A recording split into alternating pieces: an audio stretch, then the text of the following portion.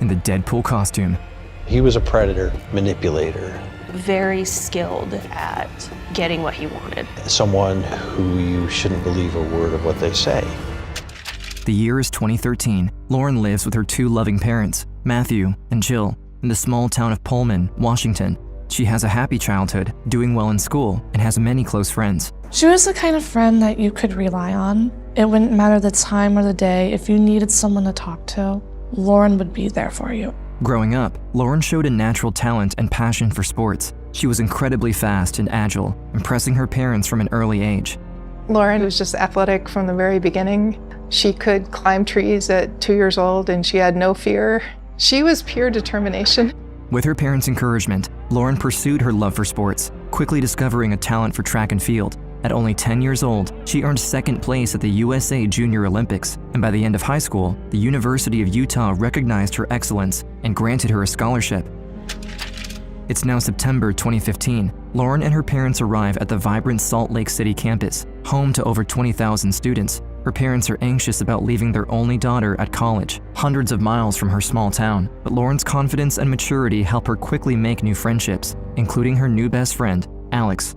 We were roommates our freshman year, and we became instant friends. For the next 3 years, Lauren continued to excel in everything she did. She was dedicated and determined, focused on her studies, track events, and of course, spending time with her many close friends. Her eyes lit up when she talked. Super smart. You didn't just see her as an athlete. She was a comedian. She's also a dancer. She did extremely well. She was very excited about graduating. But on the night of September 1st, 2018, Lauren's life would change forever. It's the start of her final year of college, and Lauren, having recently turned 21, decides to go out on the weekend for a fun night with her best friend Alex. It's Saturday night. Downtown Salt Lake City is bustling with nightlife as students fill the streets and bars. Lauren and Alex arrive at the entrance of the London Bell, a popular bar in Salt Lake City, known for their live music and dancing, and conveniently, only 15 minutes away from their dorm. Before entering, they're stopped by the bouncer, a friendly and charismatic man standing over 6 feet tall. He greets the two young women with a smile and introduces himself as Sean Fields before letting them inside the establishment. I remember him being very huge, very big muscles. Throughout the night, he would come back and pass through and stop and talk to us a few times. It's now midnight, and after a full evening of fun, the girls decide it's time to head home to get a good night's sleep, as they both have studying to do the next day. Lauren walks toward the bar's exit, when suddenly, there's a hand on her shoulder. It's the man she's been sharing glances with all evening, the handsome bouncer, Sean. They chat for a bit more, and before saying their goodbyes, he asks her out. She gave him her number, and they made plans to go on a date later that day. It's now September 2nd. Lauren gets ready for her first date with Sean. In her life, Lauren has never had a serious boyfriend, and so far, Sean is ticking all the boxes. He's considerate, friendly, attentive, and they both bond over their college life since he's a student as well, majoring in computer science. Although he's a bit older than her, at 28 years old, Lauren feels safe and happy with him. At the end of the date, the young college student goes back home with a smile on her face. Sean is everything she could hope for, a gentle and dedicated student, but also an independent man with a part-time job of his own. It sounded sort of old-fashioned the way that he was paying attention to her. He took her out for dinner and bought her flowers and asked her to be his girlfriend. She clearly seemed very happy about her relationship. It started off really good, like a fairy tale. But soon, Lauren's close friends notice unusual behavior in the new romantic relationship, which suggests it isn't as rosy and loving as it first seemed. She said he told me to wear a t-shirt and jeans, so that's why I'm wearing this. Her friends become concerned, noticing the independent Lauren they know and love now seems to be questioning her every decision. The affection and devotion Sean gives her now looks much more like obsessive and controlling behavior. He constantly harasses Lauren over texts and calls, and she would always answer, seemingly fearful of what would happen if she didn't. Why do you have to answer your phone when that person calls? And she's like, they really want me to answer my phone right away because they just want to make sure where I'm at, what I'm doing, and if I'm okay. After just a few weeks into the relationship, Sean now spends all of his time with Lauren, basically living with her on campus. He makes friends with other students in her dorm, and with these connections, he can freely move through her building without a key card.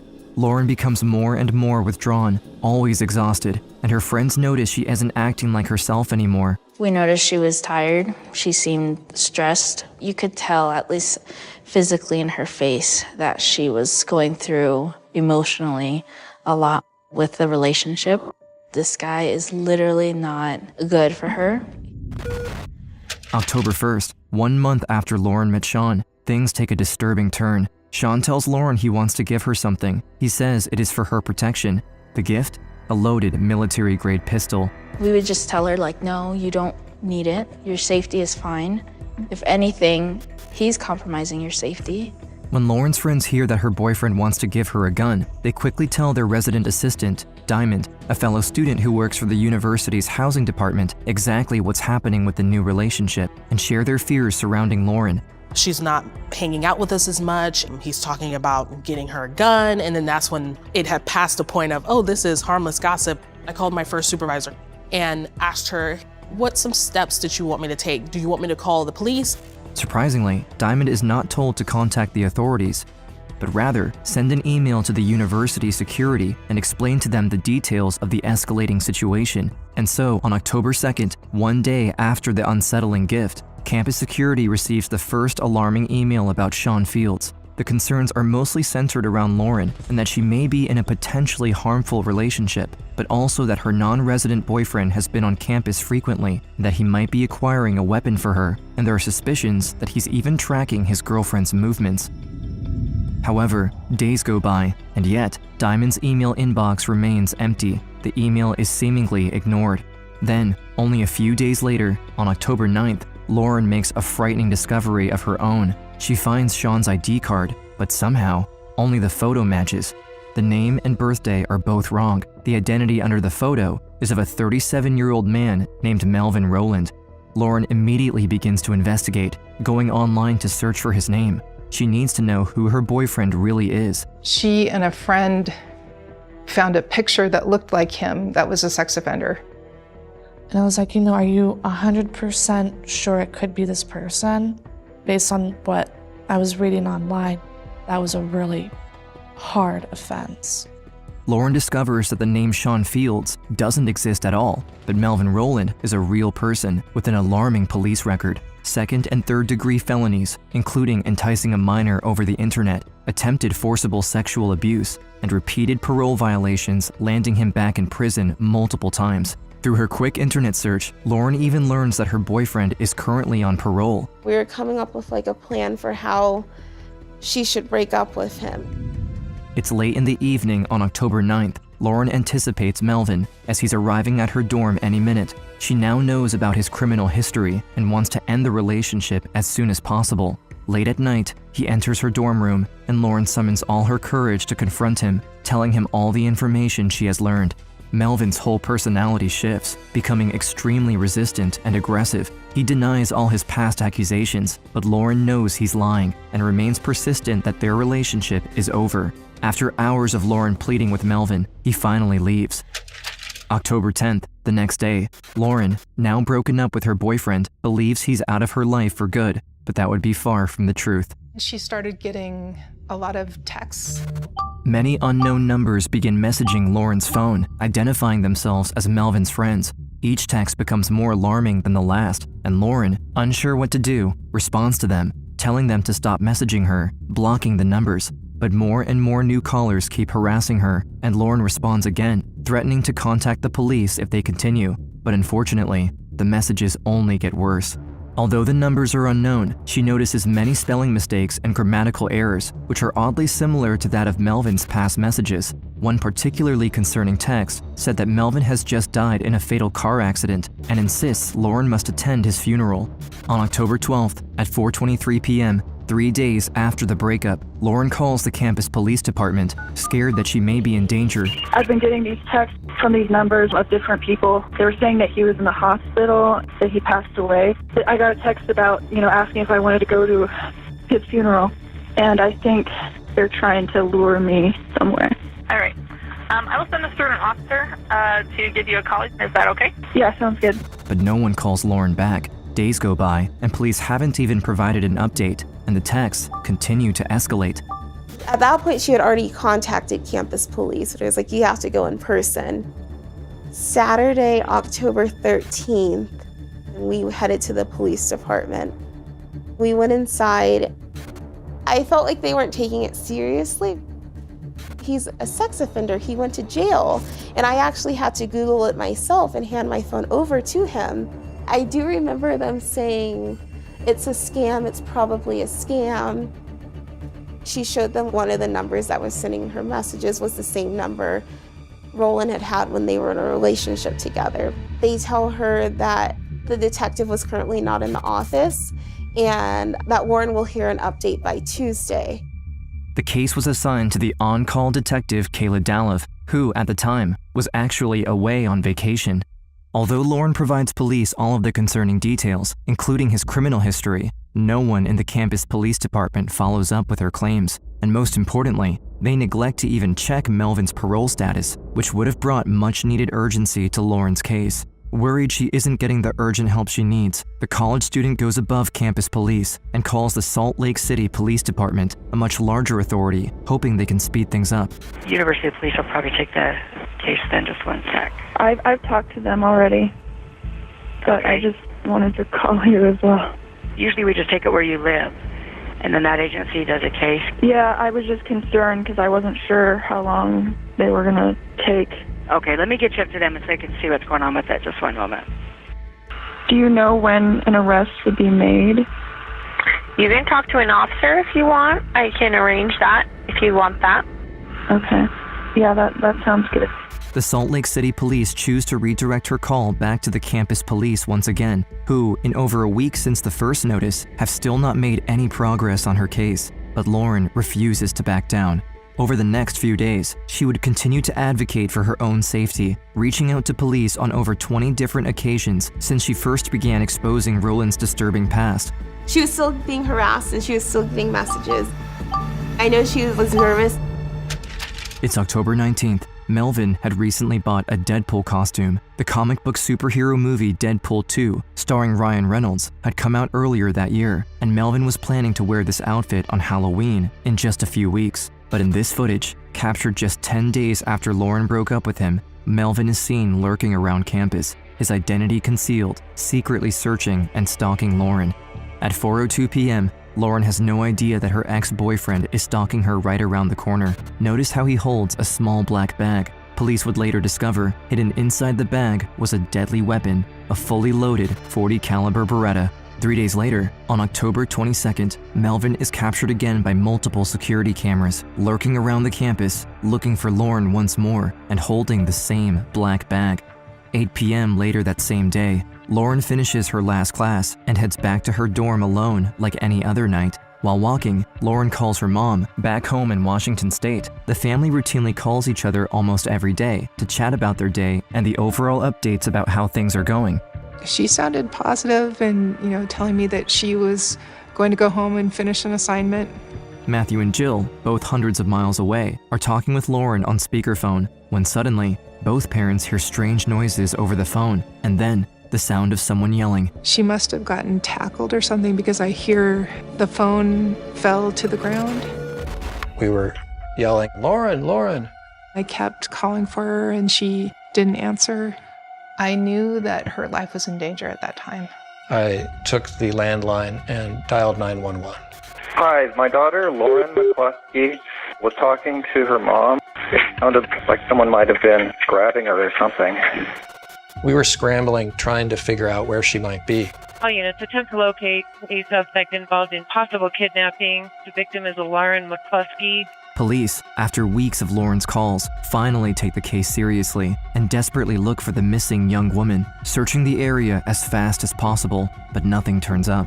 Lauren's parents keep calling the police. Everyone is now on the lookout for Lauren. At that moment, police might have just received their first lead when authorities get a phone call from a student who found something while walking through the campus. Hi, I just found a whole bunch of stuff spread out all over the ground and a phone that had an aggressive call. I picked it up. Where is that backpack out? Can you get a location for me? Police find Lauren's personal belongings scattered all over the ground, but she's still nowhere to be found. Dozens of cop cars and police dogs surround the area, setting up a perimeter. Worried students across the campus start asking questions. No answers. What were they looking for? What was going on? They're getting multiple calls from students wanting what we want students to do. The campus staff issues a shelter-in-place alert and releases a description of the prime suspect, Melvin Rowland. A manhunt begins. Police broadcast his face on television, hoping someone will recognize him. The clock is ticking, and Lauren is still nowhere to be found. I'm calling about my daughter, Lauren McCluskey, that's missing. We do have officers on scene handling right now. We're actively looking for her. We're doing everything we can to track her down. Finally, police review the security cameras and notice a man matching Melvin's description heading away from the college grounds. At 8:21 p.m., Rowland is seen leaving the campus parking lot on foot. He proceeded to walk to a nearby light rail station before getting picked up by a driver. Hours go by, and police have no idea where he is or what he's doing, until later that night, a terrified woman contacts law enforcement, telling them she recognizes the man wanted on the television. I saw the picture of this guy, and then I saw that he may have been picked up in a silver Sonata, which is like a description of my car.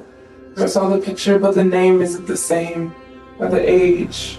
The woman tells police that Melvin, who once again assumed a different identity, went out with her that evening. She says they had met through an online dating app, and she had agreed to pick him up at the train station before going out to dinner and spending time at her place. He took a shower at her home and then left after midnight. An hour later, 1 a.m., Melvin is spotted by a police officer walking near 200 East and 500 South in downtown Salt Lake City. I have officers chasing your suspect on the shooting. He is in foot pursuit right now. Melvin runs down the sidewalk, evading police. The officers close in on him, but he slips away, breaking into a nearby church and barricading himself inside. The neighborhood is locked down, and no one knows what to expect next. And then, without warning, gunshots echo loudly. Police must act now. They force their way in through the large wooden doors, guns raised. Once inside, they find Melvin Rowland's lifeless body. We have your suspect inside the church. It looks like he has a gunshot wound self-inflicted. While police were on the hunt for Melvin, they were simultaneously looking for Lauren. They found her belongings and searched her dorm, but they couldn't find her. Later that evening, police eventually find the vehicle Rowland was driving, a small silver 4-door car. The authorities approach it, examine it closely, only to find a body inside. Acting quickly, the officer calls for urgent medical attention.